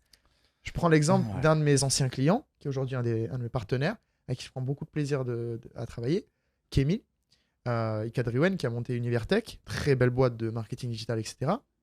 Lui, il a baisé le game. Il a fait des études d'école de commerce, etc. parce que son père était entrepreneur, donc il lui a dit, bon, écoute, amuse-toi, fais des études, comme ça tu vas faire du réseau, tu vas rencontrer des personnes. Ce qui est le seul avantage des écoles de commerce, c'est que tu rencontres du réseau. Et puis, voilà, quand tu es en classe avec le fils du DG, du DG régional de Leclerc ou du DG de Google. Bon, c'est Ouais. intéressant, tu as du bon réseau. Ouais. Et il a dit, je te paye l'école, par contre, tu fais un prêt étudiant. Et ce prêt étudiant-là, je vais t'apprendre comment l'investir dans l'immobilier, acheter ton premier bien, faire un flip Mm. et dégager une plus-value. Là, ça, c'est intéressant, tu vois. Mm. Mais les gars, ils s'endettent sciemment d'un prêt pour faire des études et ensuite commencer leur vie professionnelle avec un crédit. Mm. C'est une folie. Tu n'es même Non. pas entré dans la vie professionnelle que tu as déjà une épée de Damoclès au-dessus de ta gueule. Mm. C'est horrible. Mm. C'est quoi ta montre? J'aime bien. C'est une Lip Ouais, je de vois. Gaulle. C'est une Lip de Gaulle. C'est sympa, un peu vintage comme ça, j'aime bien. Ouais. C'est l'achat de cette montre, c'est une masterclass de closing. Ah ouais? Ouais, c'est une masterclass de closing. Raconte-moi l'histoire. C'est pas de une cette montre très très chère. Hein. C'est pas une montre très chère. Et c'est une montre qui a beaucoup de sens pour moi. D'ailleurs, par rapport à cette petite masterclass, puis par rapport au storytelling. J'arrive dans la boutique avec mon meilleur ami. Il était en exercice militaire à Angers. Donc je suis allé le voir comme j'étais sur Paris. Et j'avais oublié ma montre. Je me dis, bon, j'aime pas être sans montre. Je vais aller en acheter une, tu vois. J'arrive dans une bijouterie et je savais que je voulais une Lip parce que c'est une marque française Mm. qui a été redressée par le général de Gaulle, etc. Donc j'aime Ouais. bien le storytell. Puis Ouais. c'est des très bonnes montres qui Ouais. tiennent bien, etc. Donc j'arrive et la femme nous voit arriver et du coup mon meilleur ami est toujours d'active. Moi j'ai quitté, mais elle nous dit ah, mais vous êtes militaire. Angers c'est une ville c'est une Mm. ville de garnison donc il y a beaucoup de militaires. Et on lui répond bah oui et tout. Elle nous dit ah bah, j'ai quelque chose pour vous. Vous aimez bien le général de Gaulle? Si vous êtes militaire quand même. Ah, excellent. Et elle nous amène du coup au présentoir, tu vois. Elle me montre du coup la montre, voilà, ça c'est la Lip de Gaulle, etc. Elle me fait le storytelling, etc. Et elle me dit, toi par rapport à ça, qu'est-ce que tu recherches comme montre? Est-ce que tu veux plus une automatique? Est-ce que tu veux plus un bracelet en cuir, un bracelet en métal? Donc diagnostic, Mm. Très fort. tranquille. Je lui dis tout ce que je veux. Elle me dit, bah, effectivement, on va bien rester sur celle-là. Je te la fais essayer. Elle me l'a fait essayer. Bracelet marron, j'aime pas. Je dis, oh, mais j'aimerais bien, mais avec un bracelet noir. Ok, pas de problème. Je m'adapte. Elle me met un bracelet noir. Solution. Voilà. Trouver une solution. Flexibilité. Mm. Elle m'a mis la montre au poignet. C'était impossible que je l'achète pas. Ah ouais, bah ouais, énorme. Donc, C'est top. ouais, une belle masterclass de closing. On s'adapte aux besoins. On pose les bonnes Ouais. questions. On storytell. Mm. Même pas besoin d'argumenter. Romain, ouais, moi je voulais qu'on revienne sur la notion de. Sur l'école tout d'abord, parce que ça m'a fait penser à quelque chose. Je pense qu'il y a beaucoup de gens maintenant. Je veux dire, ils sont pas dupes, ils voient qu'avec les réseaux sociaux, il y a des gens qui sont partis de peu ou de rien et qui ont réussi à construire. Donc il y a des gens qui savent très bien qu'une autre voie est possible. D'ailleurs, c'est le titre de mon bouquin. Mais on n'est pas obligé de suivre le schéma classique conventionnel pour s'en sortir. Mais il n'en demeure pas moins qu'il y en a beaucoup qui y vont quand même. Et pour moi, c'est parce que la plupart des gens, j'aime bien cette notion-là, sont à la recherche du statut, du prestige plutôt que le profit, tu vois. Très très belle phrase de Tougan. J'aime Ouais. beaucoup cette phrase. Ouais. Alors qu'en réalité, en recherchant le prestige, il y a beaucoup de chances que tu finisses sans le prestige et sans le profit. Alors qu'en recherchant le profit, il y a beaucoup de chances que tu finisses. Ouais. Là, tu vas finir avec le profit et le profit t'amènera le prestige, quoi. Exactement. C'est quoi ta vision, toi, par rapport à ça Pour moi, il y a une chose qui est très simple, c'est que quelle est la vitesse que tu peux mettre dans ton projet Hmm. pour qu'il puisse t'apporter du résultat. Je vais citer, du coup, tu as cité Tougan, je vais citer Andrew Tate. Speed defies gravity. La vitesse défie la gravité. Un avion, quand il vole, il ne prend pas une pause pour faire un brainstorming et puis ensuite continuer. Hmm. Un avion qui vole, un avion qui s'envole, il peut continuer à monter parce qu'il a la poussée des réacteurs qui lui donne cette vitesse. Je pense que dans le business, c'est pareil. À quel point est-ce que tu peux mettre de la vitesse pour aller chercher tes premiers euros Hmm. et ensuite les réinvestir dans ton business? Les mecs, ils créent des startups pour le prestige qui ne veulent rien dire et toute leur occupation, c'est préparer une putain de levée de fonds. Les mecs, ils lèvent de l'argent pour des business qui ne génèrent pas d'argent. Ça, c'est une folie. Déjà, pour moi, ça devrait être interdit. Ça devrait être interdit. Les mecs se disent pas, en fait, il y a peut-être des choses qu'on peut faire en annexe pour générer du cash, qu'on réinvestit dans ça pour faire grossir le business. Et moi, je pense qu'il faut déjà, dans un premier temps, se concentrer sur quel est le moyen est le chemin le plus court pour aller chercher de l'argent. Et ensuite, Mm. comment je vais réinvestir cet argent-là pour créer un système qui travaille pour en générer encore plus. Mm. Je prends l'exemple d'un business qui est très simple, qui est le business de coaching. Les gens aujourd'hui se lancent dans une activité de coaching, que ce soit coaching business, même si c'est pas ce que j'apprécie le plus, parce qu'il y a beaucoup de coach business dont le premier business est d'être coach business. Donc, il y a eu un petit dérèglement de marché, mais ça va, ça s'est bien épuré là Ouais, récemment. ouais. Euh, ce que je vois, c'est que les gens, par exemple, lancent des activités de coaching sportif. Ouais. Coaching sportif, ou même thérapeute, etc. Et en fait, les gens se concentrent à 100% sur la création de contenu. Ouais, je vais créer du contenu, je vais avoir des clients. Je vais créer du contenu, je vais avoir des clients. Et ils attendent que les clients viennent à eux. Mais en fait, il y a un moyen beaucoup plus simple. Il s'appelle simplement prendre ton téléphone, appeler des gens, récupérer des numéros de téléphone, appeler des gens, prendre ton téléphone, prospecter sur Instagram, aller créer du contact avec les gens, aller boire un café avec ces personnes-là, aller dans des événements, dans des networking, pas des événements qui coûtent super cher, pas des séminaires à 10, 20 000 balles. Tu as des petits séminaires à 500 balles où tu ressors, c'est impossible que tu fasses pas un x10. Mm. C'est des trucs que j'ai fait quand j'ai commencé. J'allais dans des apéros IMO et je signais des clients comme ça pour des trucs débiles, tu vois, Mm. pour des logos, des tunnels de vente, des machins. Et en fait, faut bien que les gens comprennent qu'avant de créer un système, tu dois être ton propre système. Et avant de chercher le prestige, tu dois chercher le profit. Comme tu le disais, en fait, il y a une seule chose qui mène au profit, c'est l'argent que tu vas générer et comment tu vas l'utiliser. Mm. Tu vois, tout simplement. Donc, ouais, je trouve ça assez marrant de voir que la plupart des entrepreneurs du coup, qui sortent de ces écoles de commerce sont des enfants biberonnés au discours, même si j'ai rien contre lui, hein, Mm. de Oussama Ammar, mais ils n'écoutent pas ces discours de la bonne manière. Mm. Oussama, c'est quelqu'un qui est très intelligent par rapport au monde startup et qui, je trouve, fait bien ressortir une chose, c'est que d'abord tu vas chercher l'argent, ensuite Mm. tu ouvres ta bouche. Ah ouais, tu bootstrap et ensuite tu... Bien sûr. Ouais, c'est Regarde clair. un gars comme Guillaume Houbush, Lemlist. Le mec, il a monté le meilleur SaaS d'automation en termes de prospection call mailing, imbattable. Il est clairement imbattable. Le mec a bootstrap. Au début, c'était un service qu'il a fait. Mm. Et ensuite, il en a fait un software. Il a fait de l'argent avec le service, il l'a transformé en software. Mm. Mais les gens, maintenant, ils veulent tout faire. Ils veulent créer un SaaS hyper sympa, avec un marketing de fou. Moi, je pense surtout que si on va chercher la cause de ça et la racine, c'est que les gens, en fait, c'est plus important pour eux, ça leur apporte beaucoup plus de gratification de dire je fais telle école de commerce, Ouais. j'ai tel badge, j'ai tel label, J'ai fait une levée. j'ai fait une levée, machin, pour que ça fasse bien à table, tu vois, en Ouais. famille. Ouais. Parce que la plupart des gens vivent pour les autres, Ouais. pour le regard des Et autres. ce qui est ouf, j'ai vu un truc sur LinkedIn comme ça. Je sais plus qui c'est qui avait posté ça. C'est de notre entourage, on connaît. Qui montrait un gars qui avait une start-up où ils avaient levé mais des dizaines de millions. Ouais. Et le gars était quand même obligé de faire du copywriting et du ghostwriting en perso à côté, en prestat de service, pour faire ses 200 000 balles par an sur lesquelles il se payait. Putain. Parce que sur les millions d'euros qu'il levait sur sa startup, il ne se versait Ouais. rien. Ça aussi, les Et en gens, fait, faut qu'ils reviennent à la voilà. pied sur terre. Faut qu'il revienne à la réalité. Ah ouais. T'as des business de start-up qui font des millions, Ouais. mais qui ne Mais se les versent rien. founders crèvent la dalle. ils se payent Je pas. vois mon associé, c'est ouf. C'est du coup l'inverse de ce type de business-là. Mon associé actuel a fait confiance à un de ses amis d'enfance. Et il a investi 20 000 balles dans un business, une agence à la base, qui s'appelle Talk. C'est un business de CM qu'ils ont maintenant automatisé, qu'ils sont en train de transformer en SaaS, etc. Le business, à l'époque, avait fait 8 000 euros de chiffre d'affaires. Et le gars, du coup, a réussi à convaincre mon associé, Ouais. lui montrer la vision, etc. Il a investi donc ces 20 000 balles dans son business. Aujourd'hui, le business fait 4 millions d'ARR par an. Donc, c'est une explosion. Et ces 20 000 balles qu'il a mis en valent 200 000.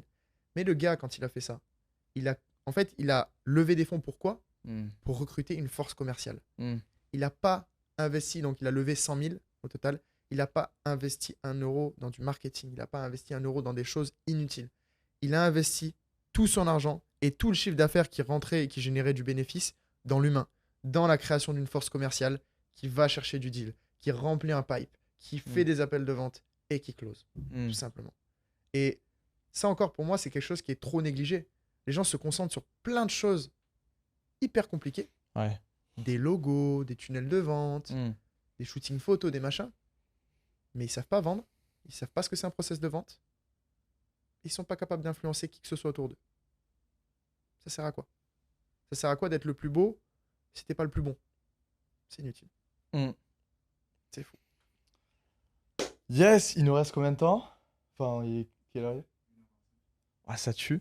Romain, franchement, j'ai pris un énorme plaisir. Eh ben, c'est On a, partagé. on a envoyé du lourd quand même, on a tabassé, c'est cool. Ça fait plaisir. J'aimerais qu'on termine par une question que je pose systématiquement. Qu'est-ce que dirait le Romain, donc tu as 28 ans, le Romain de Mhm. 38 ans au Romain d'aujourd'hui? Très bonne question. Très bonne question. Je vais prendre un petit instant pour y Ouais, ouais. réfléchir, si tu me permets. Euh,